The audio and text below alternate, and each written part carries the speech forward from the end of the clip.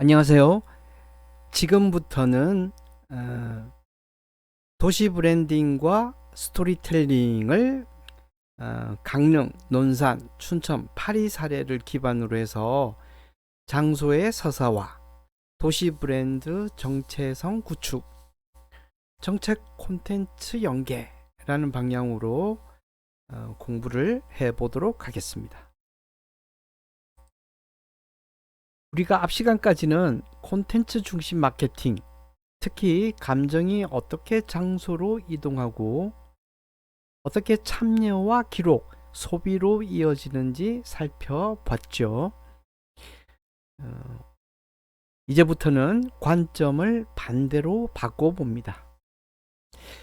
이제 질문은 이겁니다.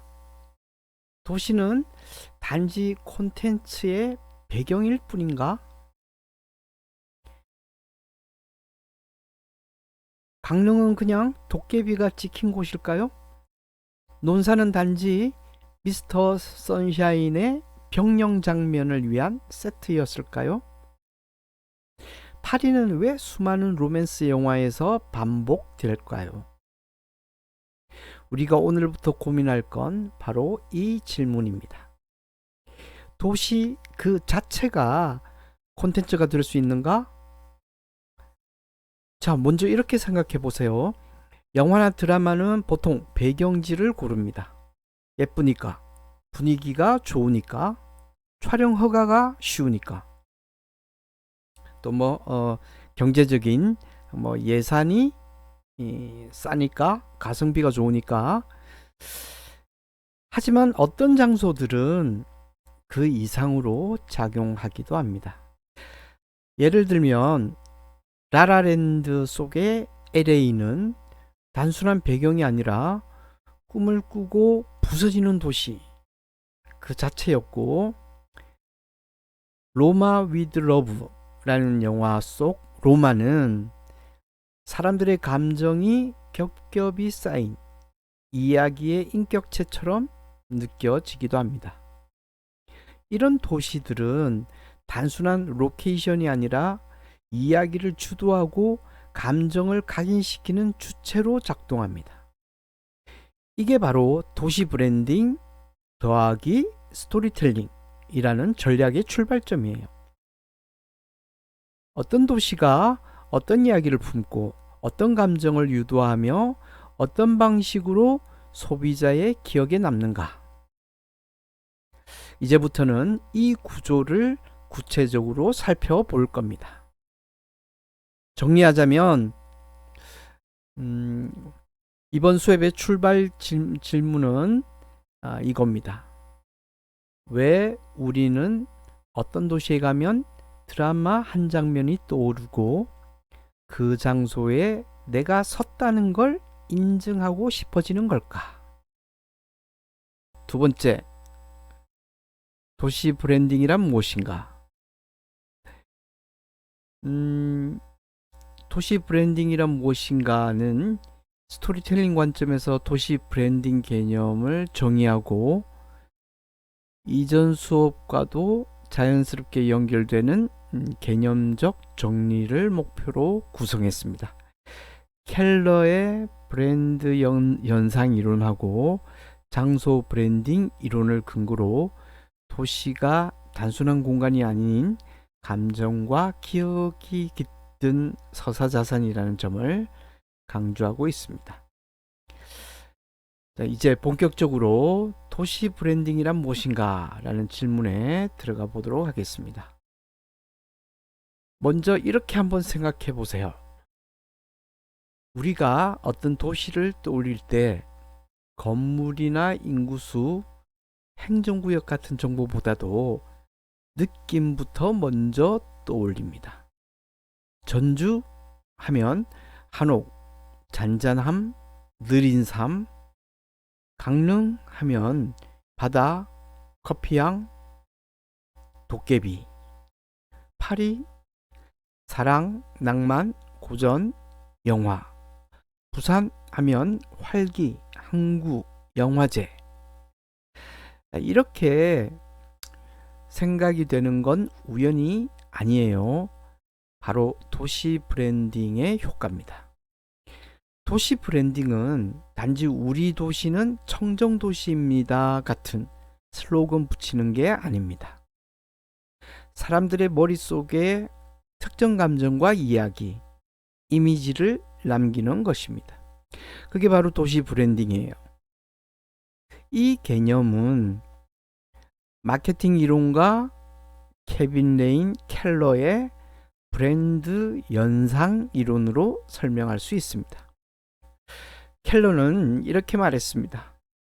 소비자는 브랜드를 기억할 때 단지 이름이나 로고가 아니라 특정 감정, 장면, 이야기와 함께 떠올린다. 그럼 이걸 도시에도 적용해 볼까요? 논산이라는 도시가 단순한 지명이 아니라 미스터 선샤인 속 의열단의 기계가 느껴지는 공간으로 기억된다면, 춘천이라는 도시가 그의 우리는 이라는 드라마 안에 마지막 회의 그 골목길로 각인된다면 그건 이미 브랜드로 작동하고 있는 거예요. 그래서 도시 브랜딩은 이렇게 정의할 수 있어요. 도시 브랜딩이란 도시가 가진 이야기와 감정을 사람들이 기억하고 소비하고 공유하도록 설계하는 전략이다. 여기서 스토리텔링이 왜 중요하냐면요, 이 감정과 이미지를 머릿속에 오래 남기려면 단순 정보보다도 이야기 구조가 필요하기 때문이에요. 즉, 도시를 무대로 설정하고 이야기를 체험하게 만들고 그걸 기억에 각인시키는 흐름을 만드는 겁니다. 그리고 바로 여기서 스크린 투어리즘이 가장 효과적인 도구가 되는 거예요. 왜냐하면 드라마나 영화는 단지 도시를 배경으로 쓰는 게 아니라 그 도시에서 이야기를 겪게 만드는 장치이기 때문이에요. 콘텐츠는 이렇게 묻죠. 이 골목에서 어떤 일이 있었는지 알아요? 이 장소에서 누가 울고 있었는지 기억나요? 이 벤치에선 무슨 고백이 오갔는지요? 자, 정리해 볼게요. 도시 브랜딩은 단지 장소를 예쁘게 만드는 게 아니라 그 장소의 이야기를 덧입히고 그 이야기가 감정을 불러오고 그 감정이 기억과 브랜드를 만든다는 전략입니다. 그리고 이 감정의 설계는 바로 스토리텔링의 몫이죠. 자, 그럼 다음 슬라이드에서는 이 도시 브랜딩 전략을 어떻게 스토리 구조로 설계할 수 있는지 실제 사례와 함께 살펴보겠습니다. 슬라이드 3에서는 이제 도시 브랜딩을 위한 스토리텔링 설계 방법, 즉 도시에 어떻게 이야기를 입히고 그걸 감정과 브랜드로 연결할 것인가를 정리해 보겠습니다. 우리가 방금 도시 브랜딩이란 감정과 이야기의 기억 구조라고 했는데요. 그렇다면 그 기억 구조를 어떻게 설계해야 할까요? 가장 효과적인 방식은 이야기 흐름 자체를 공간 설계에 이식하는 것이에요. 그래서 오늘은 이걸 3단계 스토리텔링 구조로 설명드리려고 합니다. 1단계 장소의 상징화. 가장 먼저 그 장소가 어떤 상징을 가졌는가입니다. 왜 이 이야기의 배경이 이 도시여야만 했는가?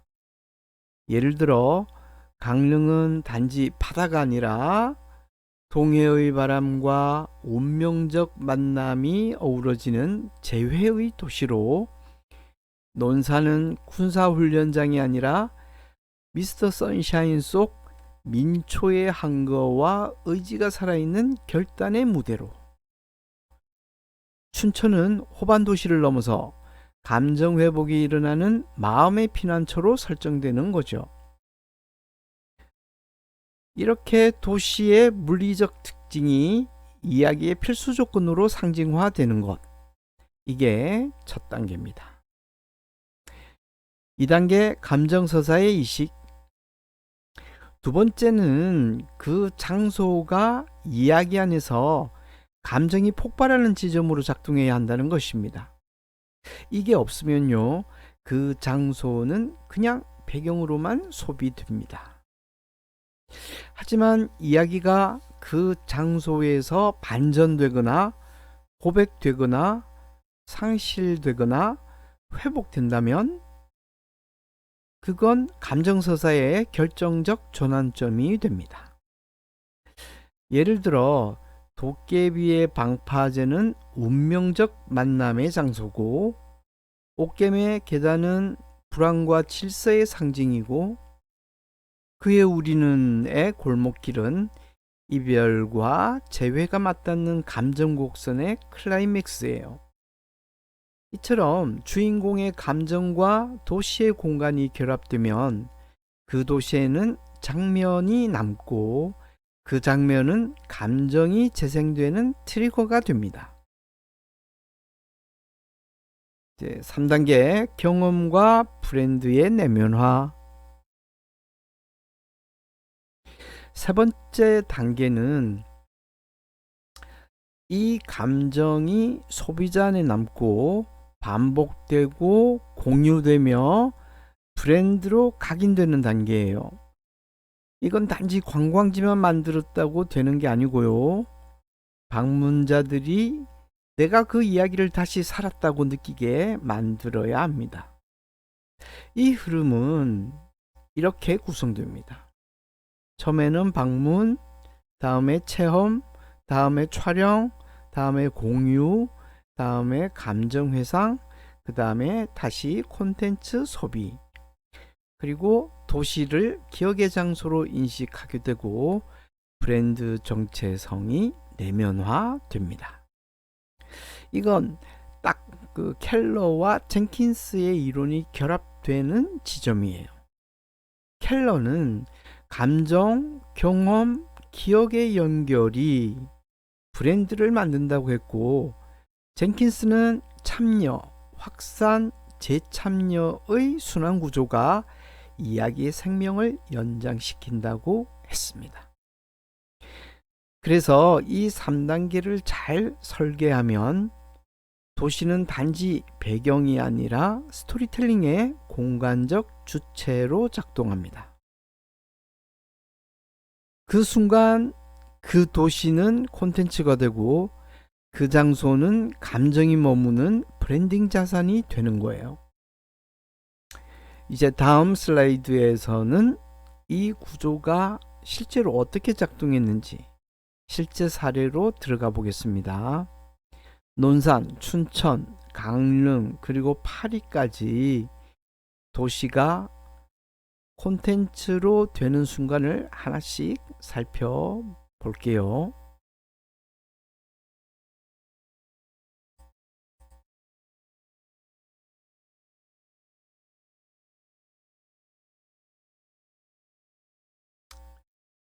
지금부터는 앞에서 설명한 도시 브랜딩을 위한 스토리텔링 구조 3단계가 실제로 어떻게 현장에서 구현되었는지를 사례 중심으로 살펴보겠습니다. 그 첫 번째 사례는 바로 논산과 미스터 선샤인입니다. 논산 선샤인랜드는 원래 군사체험형 관광지로 개발된 곳이에요. 하지만 미스터 선샤인이라는 드라마를 만나면서 그 공간은 완전히 다른 감정과 기억이 덧입혀졌습니다. 1단계 장소의 상징화. 먼저 공간의 성격부터 볼까요? 논산은 원래 훈련소, 병영, 군사 이미지가 강한 도시였죠. 그리고 선샤인랜드는 군복체험, 사격 체험 등 물리적, 전시적 공간으로 설계되어 있습니다. 하지만 이 장소가 미스터 선샤인의 주 촬영지로 사용되면서 군사 이미지에 의병, 독립운동, 근대사의 혼란기라는 서사가 겹쳐지게 돼요. 그 결과 이곳은 단지 체험 공간이 아니라 구한말의 상징적 무대로 브랜드 정체성을 확립하게 됩니다. 2단계 감정 서사의 이식.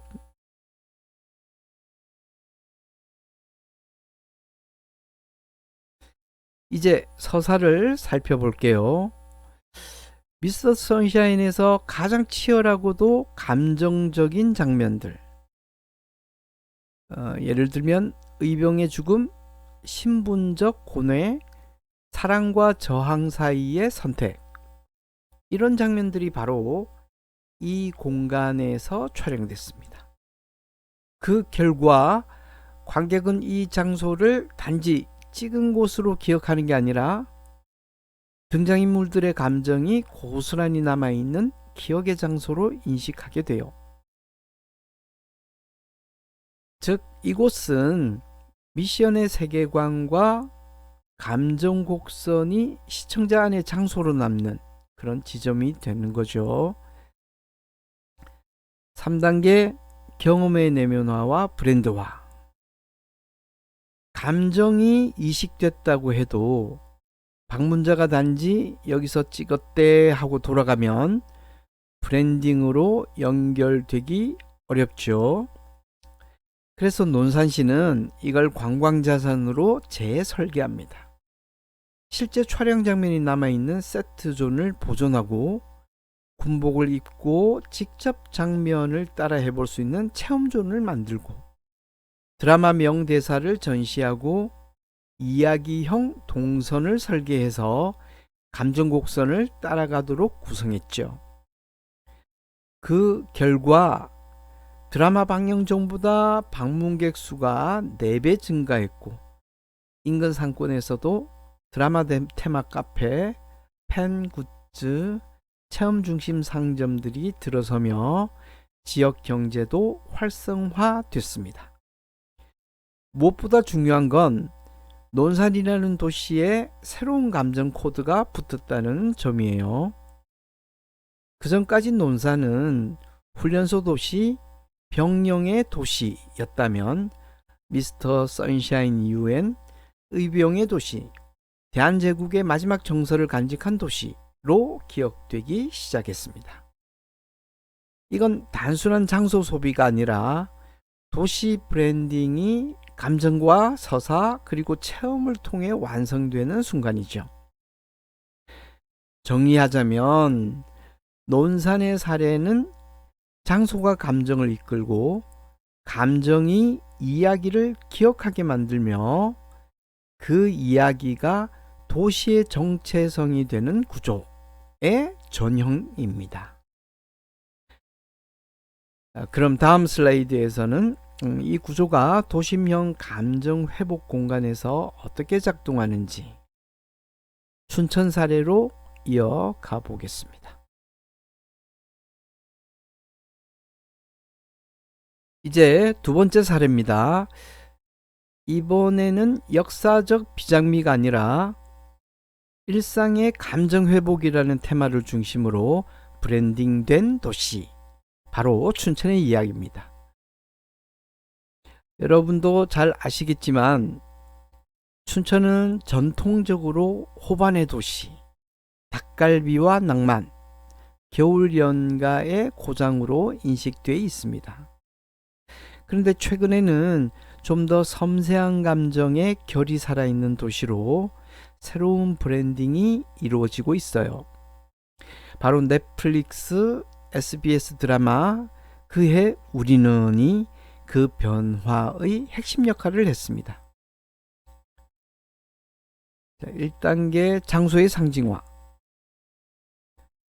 먼저 공간부터 살펴볼게요. 그해 우리는은 화려한 배경이나 랜드마크가 거의 없었습니다.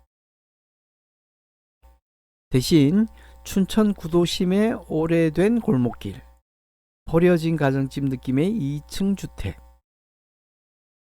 비 내리는 골목과 작은 버스 정류장 같은 정서적 풍경이 이야기의 중심을 잡았죠. 이건 의도적인 선택이었습니다. 지나간 감정을 마주하고 싶은 장소, 무너진 감정이 서서히 회복되는 무대로서 춘천은 상징화된 도시 정서를 얻게 됩니다. 다음 2단계 감정서사의 이식. 이 드라마의 핵심 서사는 이별한 연인들의 느린 재회입니다. 사랑이 있었지만 서툼과 오해로 멀어졌고 서로의 아픔을 말없이 품은 채 돌아온 두 사람. 그 감정선이 모두 춘천의 정서 위에 깔려 있었어요. 회상 장면은 골목에 흔들리는 조명 아래에서, 고백 장면은 버스 정류장이나 비 내리는 골목에서, 침묵은 창밖을 내다보는 오래된 단독주택 안에서 그렇게 이루어졌습니다. 춘천은 이 드라마에서 단지 어디선가의 동네가 아니라 감정이 회복되는 서사적 무대로 작동했습니다. 3단계 감정 내면화. 감정이 공간에 이식됐다면 그 다음엔 도시 이미지화 전략이 필요하겠죠. 춘천시는 해당 드라마 방영 이후에 본격적으로 감정회복 도시 이미지화 작업을 시작합니다. 촬영 스팟 중심 지도 제작, 그냥 찍은 곳이 아니라 드라마 감정선에 따라 회차별로 구간을 나누어 감정 흐름과 함께 구성을 합니다. 골목형 포토존 조성. 사진을 찍는 게 아니라 그 장면, 그 감정 장면을 재현해보는 경험 설계라고 할 수 있겠습니다. 다음 오프라인 전시 연계. 그때 그 감정이라는 주제로 사진전, 대사 전시를 유도하며 팬들의 감정 몰입을 강화합니다. 그 결과 춘천은 닭갈비와 호수가 아니라 춘천은 마음을 정리하러 가는 도시라는 감정 기반 도시 이미지가 확산됩니다. 켈러 이론으로 보자면 이건 감정이, 기억이, 장소가 하나로 연결되는 브랜드 현상이고, 젠킨스의 이론으로 보자면 드라마를 소비한 팬들이 SNS에서 사진을 올리고 자신의 연애를 겹쳐 올리며 서사를 재확장하는 참여형 확산 구조입니다. 정리하면요, 논산이 결단의 도시, 강릉이 재회의 도시였다면 춘천은 감정회복과 조용한 재정비의 도시로 콘텐츠를 통해 감정자산화에 성공한 사례라고 할 수 있습니다. 이제 다음 슬라이드에서는 조금 더 글로벌한 시선으로 낭만이라는 테마를 어떻게 도시가 소비하게 되는지 넷플릭스 콘텐츠와 파리 사례로 넘어가 보겠습니다. 이제 세 번째 사례입니다. 이번에는 국내 도시를 벗어나 글로벌 차원에서 도시가 어떻게 콘텐츠를 통해 감정 자산화에 성공했는가? 바로 파리와 넷플릭스, 에밀리 파리에 가다를 중심으로 살펴보겠습니다. 우선 파리는 말이 필요 없는 도시죠. 유럽 관광의 아이콘이자 낭만이라는 감정의 전형을 대표하는 도시입니다. 하지만 그 낭만은 더 이상 과거 회화나 문학 속에서만 소비되는 것이 아닙니다. 이제는 넷플릭스 시리즈와 같은 글로벌 콘텐츠 플랫폼을 통해 실시간으로 재가공되고 감정 코드와 소비 욕망이 더딥혀지는 방식으로 작동합니다. 1단계 장소의 상징화. 에밀리 파리에 가다는 파리에 대해 새로운 시선을 보여준 건 아니에요. 오히려 굉장히 전형적인 파리를 강조했지요. 에펠탑, 루브르, 세느강, 테라스 카페, 고전적 건축물, 파리 지행의 삶, 베이커리 풍경. 그런데 이게 무비판적 재탕이 아니라 클리셰의 의도적 사용이었습니다. 왜냐하면 이 시리즈의 목적은 누구나 알고 있는 감정을 누구나 가고 싶은 도시의 구도로 다시 펼쳐주는 것. 이렇게 해서 파리는 다시 한번 낭만의 도시로 상징화됩니다. 2단계 감정서사의 이식. 주인공의 감정 곡선과 도시의 병치라는 제목으로 살펴보겠습니다. 에밀리 파리에 가다의 에밀리는 미국에서 파리로 발령이 나 처음 도착한 마케터인데요. 그녀는 혼란, 낯섦, 문화 충격, 불안, 사랑, 상실, 회복이라는 감정 곡선을 도시 구석구석에서 경험합니다. 재미있는 건 이 감정선이 파리의 공간들과 아주 밀접하게 연결된다는 거예요.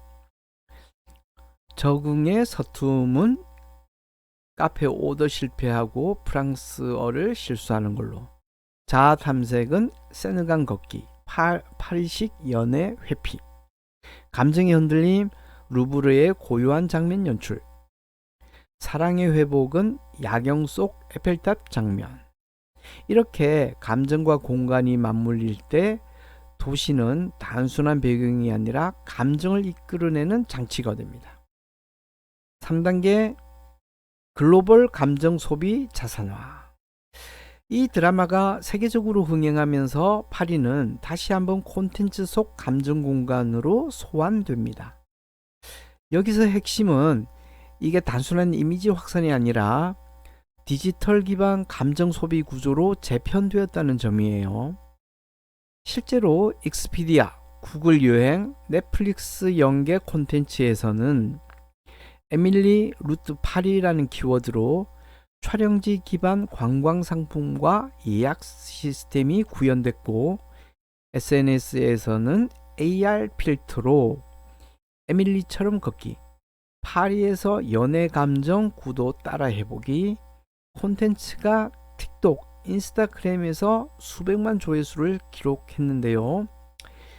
일부 여행사에서는 에밀리 투어라는 이름으로 감정선 중심의 관광 코스를 운영했습니다. 예를 들면 혼란에서 고백으로, 고백에서 회복이라는 새 구간 감정,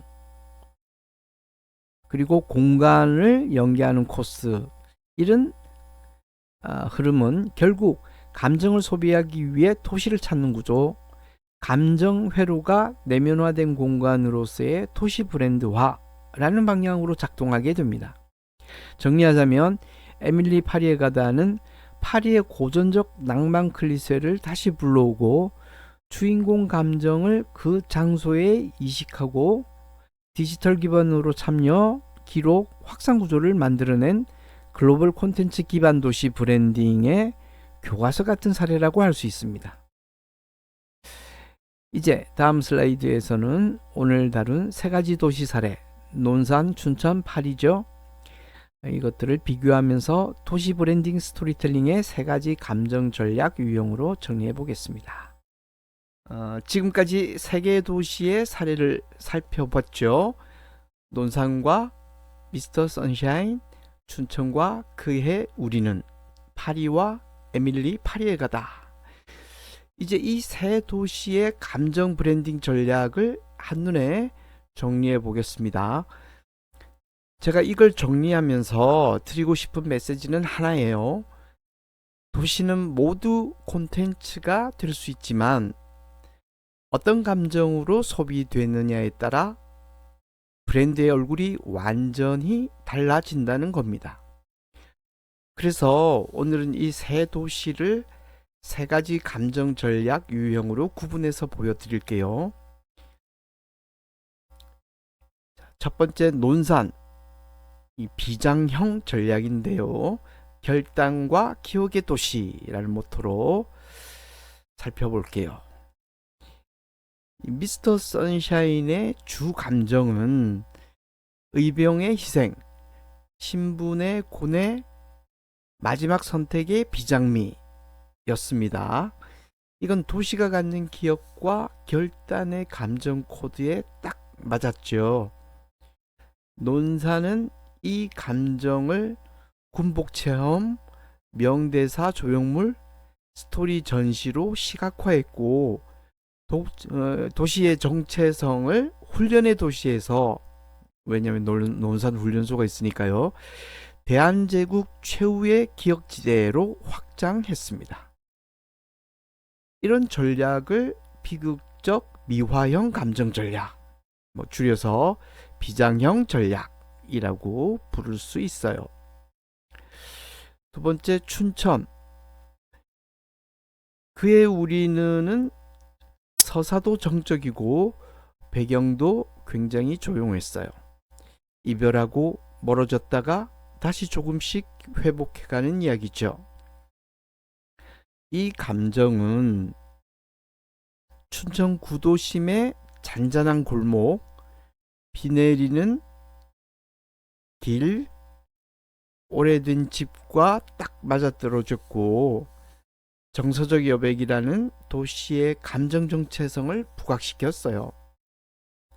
춘천은 이 감정을 감정 동선지도, 회상 중심 스팟이라는 건 지점이라는 뜻이죠. 감성 전시로 연결하며 마음을 정리하러 가는 도시로 브랜딩했습니다. 이건 정서 회복형 감정 전략, 즉 회복형 전략이라고 할 수 있겠죠. 세 번째는 파리입니다. 여긴 너무 유명해서 기존 이미지를 무너뜨리긴 어렵죠. 그래서 에밀리 파리에 가다는 기존의 낭만 클리셰를 재활용하면서도 주인공의 불안, 적응, 회복이라는 현대인의 감정선을 덧입혔습니다. 그리고 이걸 SNS나 AR 필터, 예약 플랫폼으로 연결해서 감정을 소비하고 싶은 도시라는 브랜드로 확장시켰죠. 이건 경쾌한 이상화, 즉 낭만형 전략이라고 부를 수 있습니다. 이렇게 보면 세 도시 모두 스크린 투어리즘으로 도시를 브랜딩했지만 감정 설계 전략은 완전히 다릅니다. 논산은 무거운 감정, 춘천은 조용한 감정, 파리는 경쾌한 감정으로 이렇게 각각 도시 브랜딩으로 나아갔습니다. 이게 바로 도시 브랜딩에서 가장 중요한 질문, 당신의 도시는 어떤 감정을 기억하게 할 것인가 이죠. 다음 슬라이드에서는 이 감정 전략을 실제로 기억할 수 있는 간단한 워크숍 프레임과 마무리 정리를 해보겠습니다. 이번은 슬라이드 8 도시 감정 브랜딩 기획 프레임입니다. 슬라이드 7번에서 정리한 세 가지 감정 전략 유형, 어떤 게 있었죠? 비장형, 회복형, 낭만형을 직접 기획 실습이나 분석에 활용할 수 있도록 기획 템플릿 형태로 구조화했습니다. 이를 통해서 수업 마무리 전에 학습자 스스로 감정 설계의 흐름을 복기해보고 도시 브랜딩을 스토리텔링 관점에서 설계할 수 있도록 진행해 봅니다. 앞에까지는 우리가 다양한 도시들이 어떻게 감정을 설계해서 브랜드화했는지 사례 중심으로 살펴봤고요. 이번 슬라이드는 그걸 바탕으로 직접 도시 브랜딩을 설계할 수 있는 프레임을 제시합니다. 혹시 이런 생각해 보셨을 수도 있어요. 그 도시야 콘텐츠가 있으니까 가능하지. 이미 유명한 데 말고 우리 동네도 가능할까? 그래서 이 프레임은 어떤 도시든 감정 기반 브랜딩이 가능하다는 전제에서 시작합니다.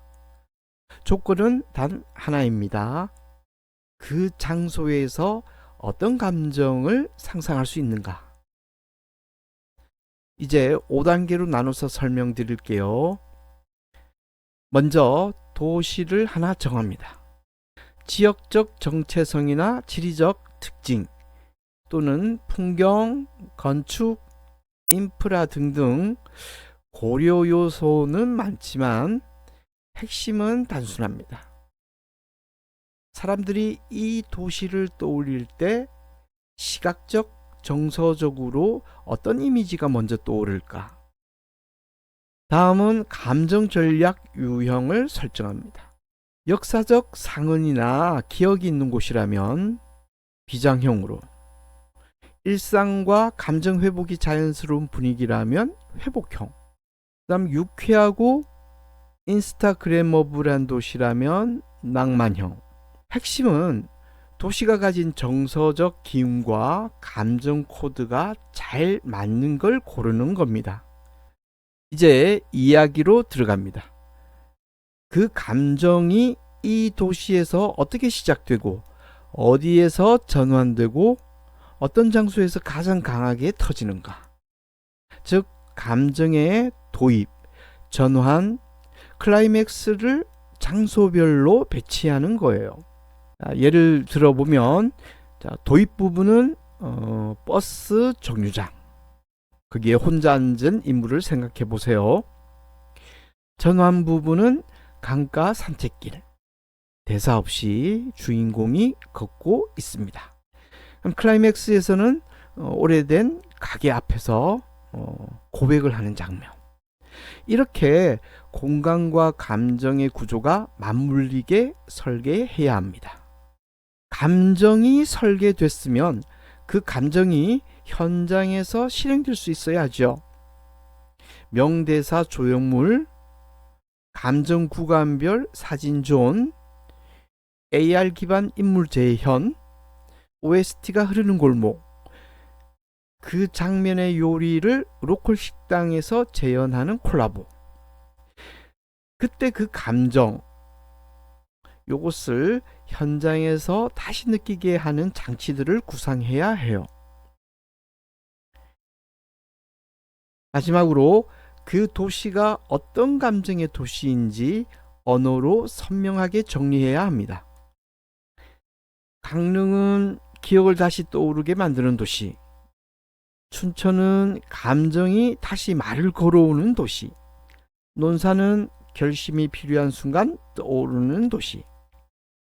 비장한 결심, 스토리가 그랬죠? 이렇게 감정과 도시 이름이 하나의 언어로 결합되면 그건 콘텐츠보다 강한 브랜드가 됩니다.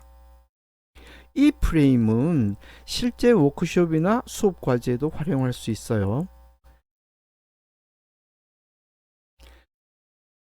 여러분들이 만약 당신이 사는 도시를 브랜딩하라는 미션을 받는다면 이 5단계로 스토리텔링 기반 감정 전략을 설계하면 좋겠죠.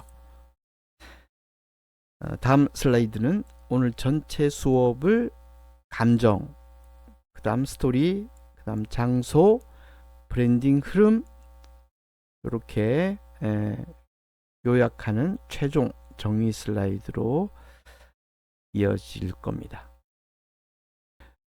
이번 슬라이드는 강의 전체의 핵심 흐름을 감정과 서사와 장소, 브랜드라는 구조로 요약하고 도시가 콘텐츠가 되고 콘텐츠가 다시 도시의 정체성을 바꾸는 스크린 투어리즘 기반 도시 브랜딩 전략의 핵심 요점을 정리하는 마무리 슬라이드입니다. 우리가 이번 시간에 살펴본 건 단순히 콘텐츠가 도시를 홍보한다 같은 이야기가 아니었습니다. 도시 그 자체가 어떻게 감정의 무대가 되고 그 감정이 콘텐츠를 통해 서사로 구조화되고 결국 브랜드가 되는가를 함께 봤습니다. 오늘 수업의 핵심 문장은 이겁니다.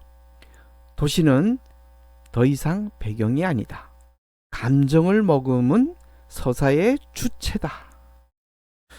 논산이나 춘천이나 파리, 이 세 도시 사례를 보면서 알 수 있었죠. 장소는 단순히 찍힌 곳이 아니라 감정을 저장하는 곳, 스토리를 각인시키는 곳, 그리고 사람들이 다시 오고 싶어지는 이유가 되는 곳이에요. 이 모든 흐름에는 이론적 근거도 있었죠. 켈러의 브랜드 연상 이론은 감정과 기억이 브랜드 인식에 결정적이라는 점을 보여줬고, 젠킨스의 참여형 문화 이론은 서사를 단지 보는 것이 아니라 참여하고 기록하고 공유하며 확장하는 것으로 전환시켜 줬습니다. 그래서 스크린 투어리즘은 단지 장소 소비가 아니라 도시 감정 자산을 설계하는 전략으로 발전할 수 있는 거예요.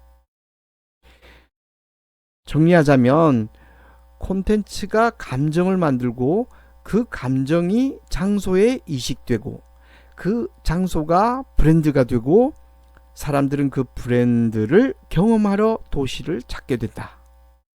그리고 이때 그 도시는 하나의 스토리텔링 구조를 갖춘 감정 설계 플랫폼으로 작동하게 되는 겁니다. 자, 이렇게 해서 도시 브랜딩과 스토리텔링에 대해서 전체적으로 살펴보았습니다. 이번 단어는 이것으로 마무리를 하도록 하겠습니다.